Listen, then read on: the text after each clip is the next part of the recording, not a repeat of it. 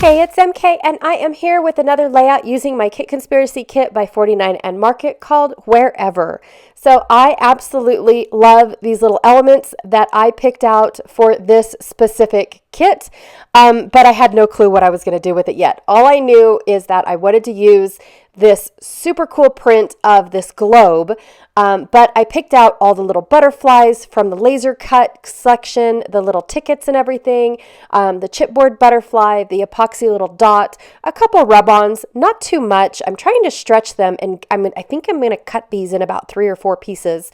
And then I picked out the 2 large frames for this particular paper, which I think is funny because Janet, a couple days ago, used the frames as well as this paper together too. That is one of the things I love about Kit Conspiracy is how much Janet and I use at the same time. Well, not the same time, but we use in the same, it's not even the same way, you guys. How do I say that? But it's just awesome how Janet and I pick the same stuff to use together, but it's totally different how we use it. All right, so I'm excited to use this globe paper. I really am. I'm super stoked at the fact that it's off-centered, and I just have this really cool idea to cut it out. That's what I wanted to do from the moment I saw it. So that's what I'm going to do. As soon as I cut that branding strip off, and then for my background pieces, because this is going to be another 2-page layout, apparently I want to do 2-page layouts. So I picked out 2 craft pieces of paper that actually came from a paper pad from a Halloween stack. I know, but because they're craft on the other side, I kept the stack around just to use either the plain sides, which are on the back side. This one here is a really cool stripe, but it's really deep and dark because it's Halloween. And then, of course, the craft side on this other, on the plain side. So I really do enjoy using this craft color. All right, so cut my globe out, super excited. I can't wait, but I am going to incorporate this piece back into my layout somehow. I don't know yet how, but it's going to get figured out slowly but surely.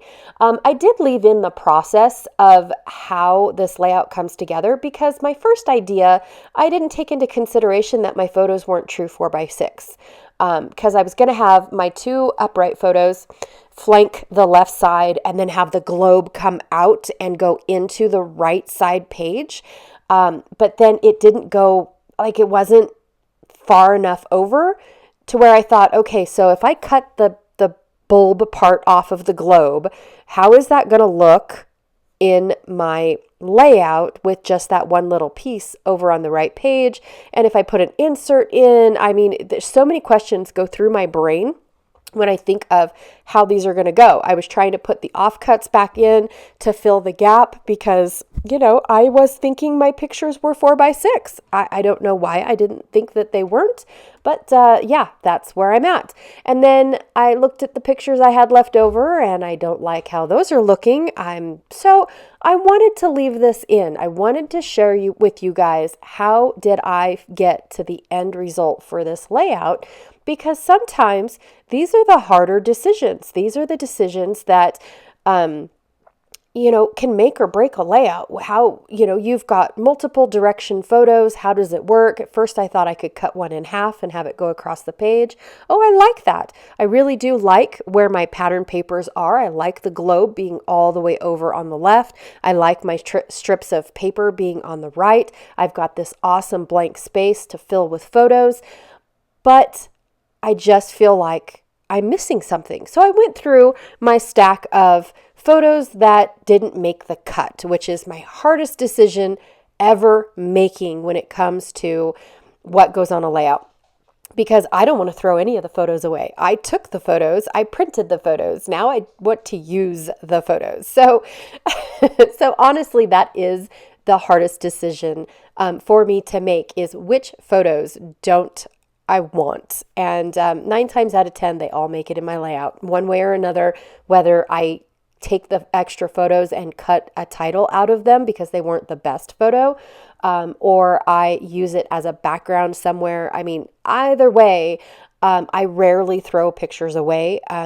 If I have pictures specifically with my children in it, then they go into bins specific to my kids. I have a bin for each kid, and then that way, if they need a picture of themselves for a project at school, they have plenty to choose from. All right, so I decided to bring in 2 more photos. I took one away because I felt like it was just wrong. It was the way that it was taken.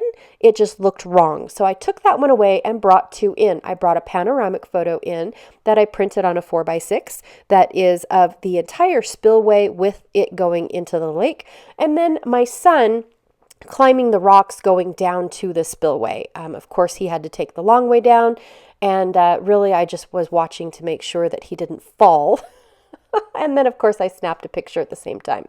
So with that being said, I love how the layout looks now. Like, I really do like adding the extra 2 photos, which really was only 1 photo, but I switched out one of the photos for a different photo, which I'm super happy with now. I'm going to scuff up the edges or distress the edges of all of my little strips going on. And I'm just going to make a little, I don't know, ruffly bit over here and tuck them all in and under each other and just give them a little bit of dimension by scuffing them up. Not too much. This layout turns out to be super, super flat. Even though I do add chipboard pieces in, it's not 2-dimensional like I usually like it. So my offcut piece here, this is the branding strip that came from the Globe paper. And so I'm going to scuff it up and add it to the very last. But I just wanted to see which way I wanted that cream piece. Did I want it at the top or at the bottom? And I really felt like it needed to be at the bottom because I thought it drew too much attention being up at the top. And really, the attention is for my photos. So I'm going to go ahead and use these frames, not to bring out my focal photos, but to draw attention to each cluster. That's basically what I'm trying to do. And I really love taking candid pictures of my kids. That seems to be the best pictures that I take, because if not, I get goofy smiles, I get goofy hand signals, I get all sorts of weird children-y things when they're actually looking at the camera and thinking that they are cool. But my favorite ones are these candid pictures. I've always loved taking pictures of my kids when they are not paying attention and really just taking it all in, like enjoying the scenery. So, excuse me, the frog decided to show up today. I'm going to name him. I swear, I'm going to name him. So anywho, we got to this lake. My dad, the kids' granddad, took them to this lake so the boys could go fishing. And then, of course, this is where he taught the other 2 how to metal detect. And so it was just the perfect place. He says it's a great place because the lake overflows and then shrinks back down during the summer when it starts getting hot. And at this point, it was starting to go back down, and so it was perfect to check the beach-ish for trinkets and things and see what the lake washed up, what came from the spillway, all this stuff. And so we got there, and the spillway was open. He says that what it is it's a runoff that is diverted from the Carson River and the Truckee River that flow in to keep this reservoir alive. But before the spillway was created and before it was controlled, the Carson River actually flooded this whole area. It would flow into this lake so fast and so much that it would literally flood this entire area before they built the dam and the spillway and started controlling it and keeping it contained. So that way it wasn't going to destroy anybody's house or home or wildlife of any kind. So I thought that was pretty cool. And my dad was super excited that we got to see the spillway open. He says, yeah, it'll stay open for X amount of time, and then they'll shut it down once the river gets to a certain level. But the dam is controlled by this tower thing, which you can see in the bottom photo over on the left. Looks like a big black box. But that tower actually has like a float in it, and the float will get up so high and it'll shut the flow off. And it is just so super cool because it doesn't need to be manned. It doesn't need to be maintained. I mean, it's inspected, but it doesn't need to be fully on manned. So I think that that's pretty cool. But we got there, it was so peaceful and so quiet. And then we started walking down towards the spillway, and all you heard was the rush of water. And it was so loud that it was peaceful. I know, isn't that weird how it is peaceful? But instantly the kids stopped all their little chatter that they usually have and their, fun play and whatever. But it was like no more. The kids stopped talking and was like, wow, that was the coolest sound they've ever heard of the rushing water like that. So anyways, I just wanted to take note of that because of the fact that even though it was very loud and very, very in your ears, like you couldn't talk, it was still peaceful. It really was. So I decided to put a giant title on this layout. It just spoke to me, giant title. And so I went and picked out 2 different alphas. One I think was an Amy Tan alpha from back in the day. I know I picked it off the give take table. And then the other one was a Vicky Boutin one. And I mixed up the words a little bit, but it just says note weekend fun. I went ahead and used the dead space in my photos to draw more attention down into the photos, scattered the butterflies throughout all of my rub-ons and whatnot. I really like how you just add the little bit of rub-on, a little bit of decoration, and you've got an awesome little cluster without doing a whole lot of work. Like you didn't need to add 16 different things to create a cool cluster. So I really like that. I added a couple tickets and a compass over to the left side just to give a little bit more attention to maybe if you can see my son on there. It is such a far away photo, and I did think about cutting it down to where it was more focused on him.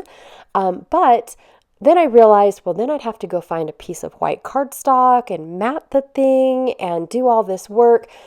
But then I would lose the aspect of the photo. And so that is another thing that I really feel like I have to work on when thinking about when to trim your photo down, is what is it that you like about that photo? What is it that you want to see in that photo? Did I want to draw attention to him in the rocks, or did I want to see the whole aspect and what he had to climb down to get to us? All right, you guys, so that is my layout for today. I had a blast making this layout. I really did enjoy sharing with you guys how I came down to the placement of my photos and how they come in. I love angling my photos as well as keeping them straight too. I also do love adding the frames in and making them look crooked, because then it adds to one crooked photo, but it looks like some of others are crooked as well. So I just had a blast making this. I'm so glad that I cut that globe out and stretched the paper across 2 pages. And I don't know, you guys, I just really had fun making this layout and watching it come together, even for myself. So again, thank you so much for hanging out with me today. I really, truly appreciate it. Don't forget to check out the links down below. I have Janet's channel link down below, which is Galaxy Girl Creations, because she is my partner in this Kit Conspiracy series that we've got going on all month long, and also to the Facebook group for Kit Conspiracy. All right, you guys, thank you so much. Bye.